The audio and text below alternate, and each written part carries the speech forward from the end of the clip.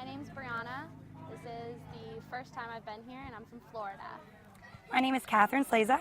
I've been coming here for every single year since I was a baby, and I'm from Tampa, Florida as well. I am Diana Tavaleris. I'm from Rochester, New York, and I have been coming here since I was a toddler, so about 18 years. And I'm Alexandra, also from Tampa, Florida, and I have been coming every year since I was born except for one. So tell me what you look forward to about coming here, not just dancing, but also making friends and enjoying yourself with people of your own background. I think the thing that I look forward to every year as far as coming here is getting to see my cousins.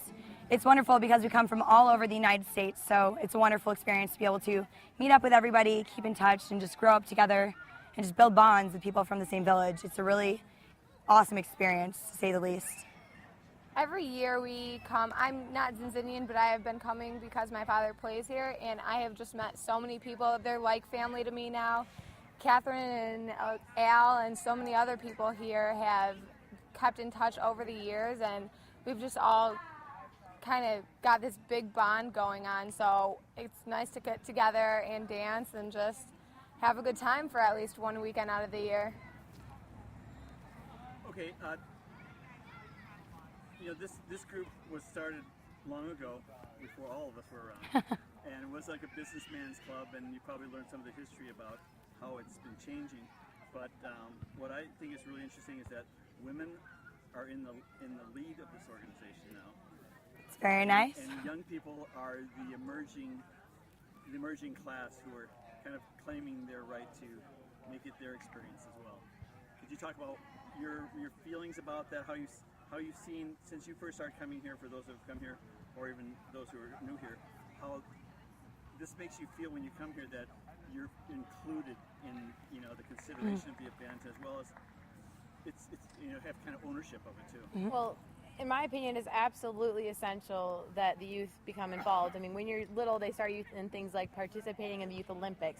You will have the older teens get that set up for the kids. You start getting a little older, we're always helping out, getting the food out, we're helping in the kitchen, organizing the dinner, and then obviously you can get into board meetings and such. And I mean, if you're not there to do it, then who is? And it's so crucial that we all put in what we can to keep this going, because I mean, it really is the youth who are going to have to carry it on, and the more people that get into it, the more support we're going to have to continue to grow as a society.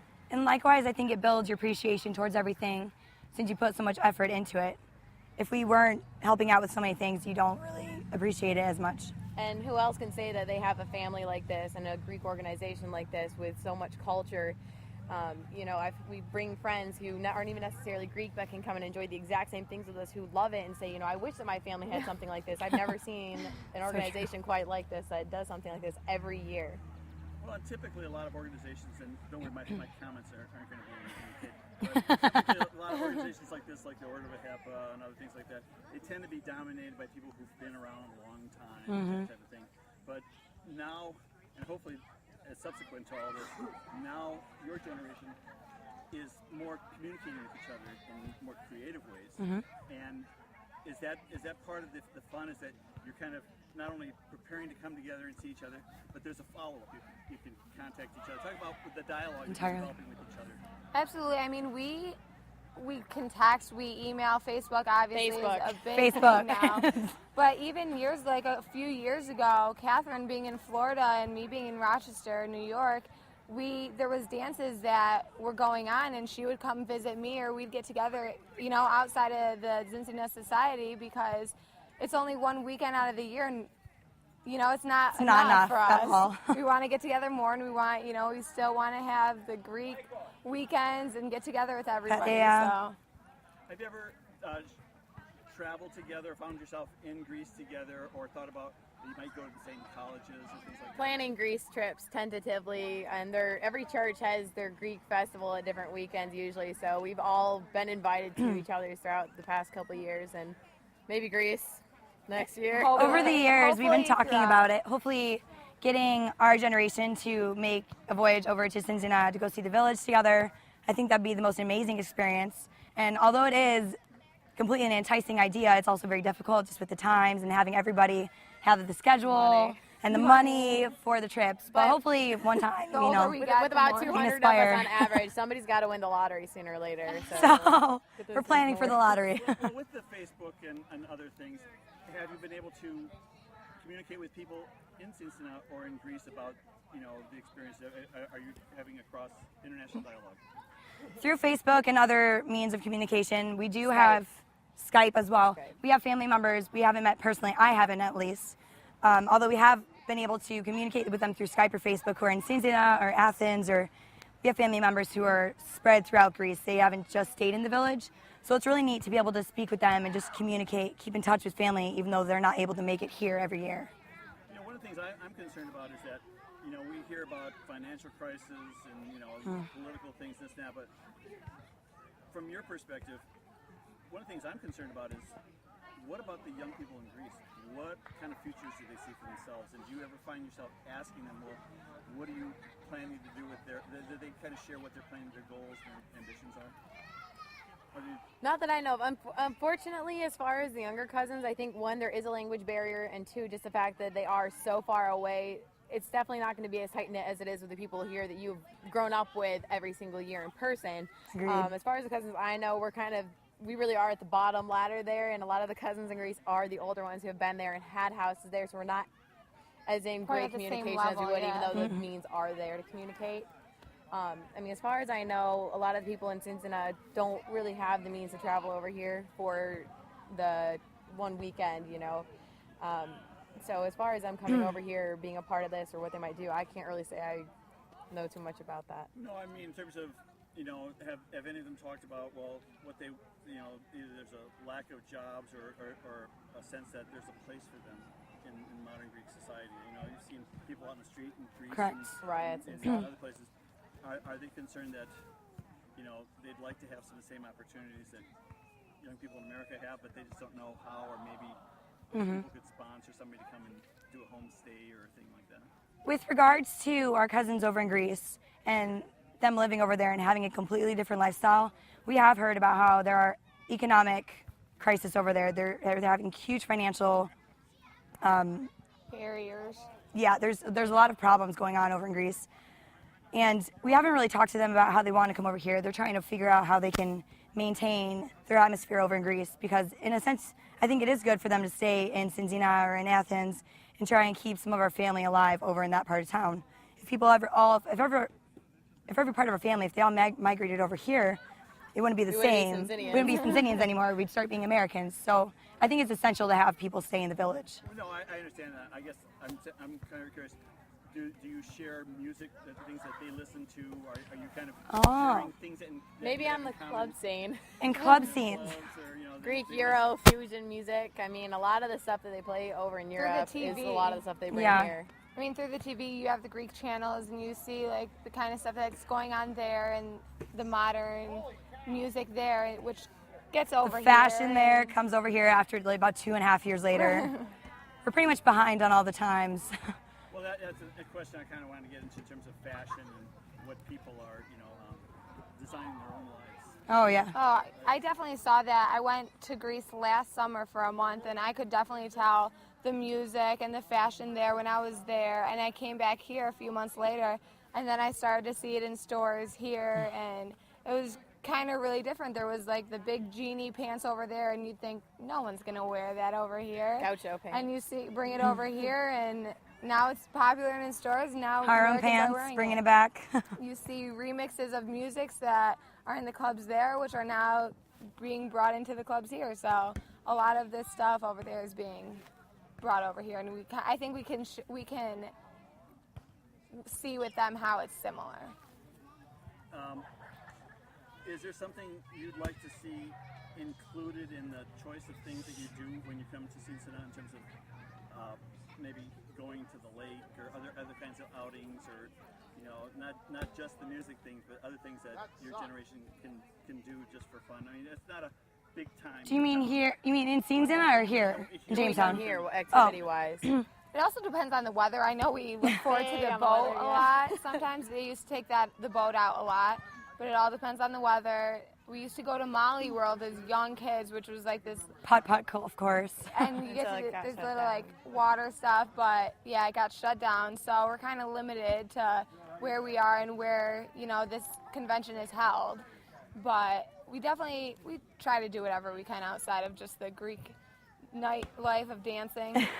And now we have bingo every day. We have poker tournaments going on. They do golf tournaments, I think youth it would Olympics. be nice to organize. I mean, like I said, weather permitting, it always would be nice to organize a boat trip or something more active outside. I mean, and although the town itself isn't necessarily hopping, there are a lot of nice grassy areas.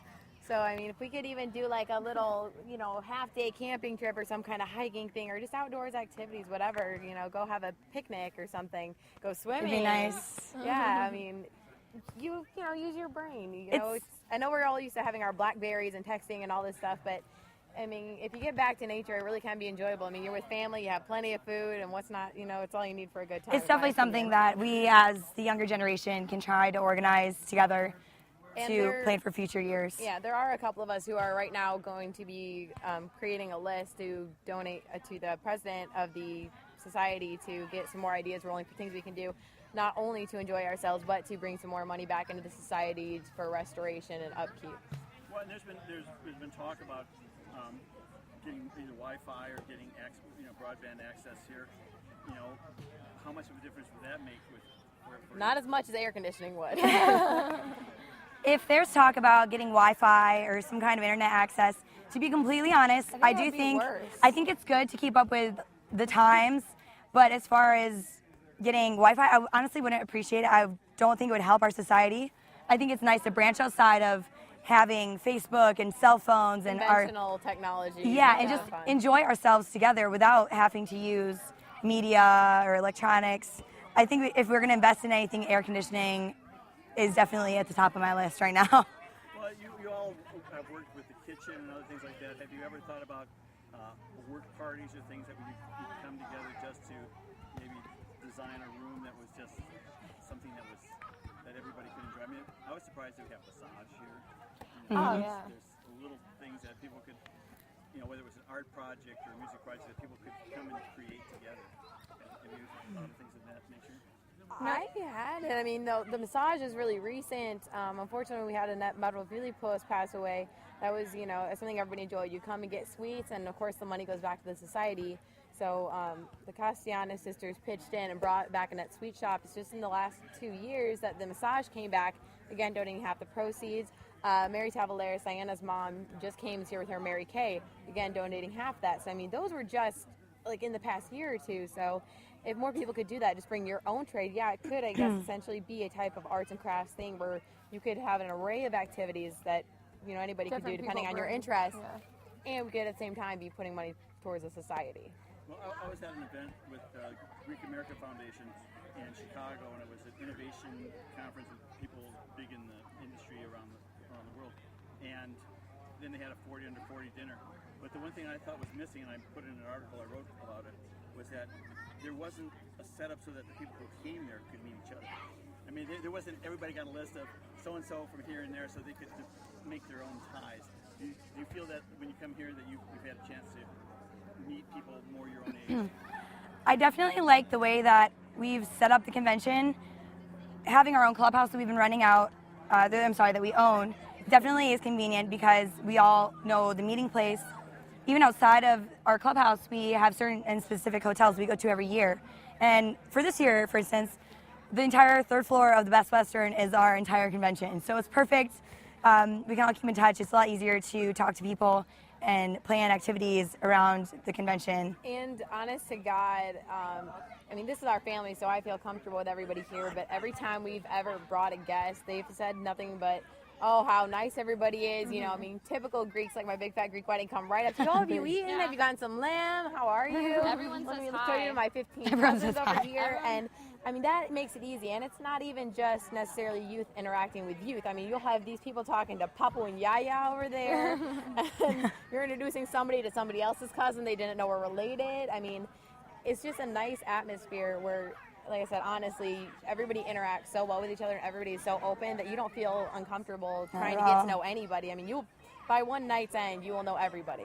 Everyone just comes up and says hi, regardless of if they know you or not. Yeah. Introduce Start yourself talking right to away. you, yeah. Trying to feed you. I mean, as a guest, I mean, what's your What do first time you think? experience here? I feel like I know everyone.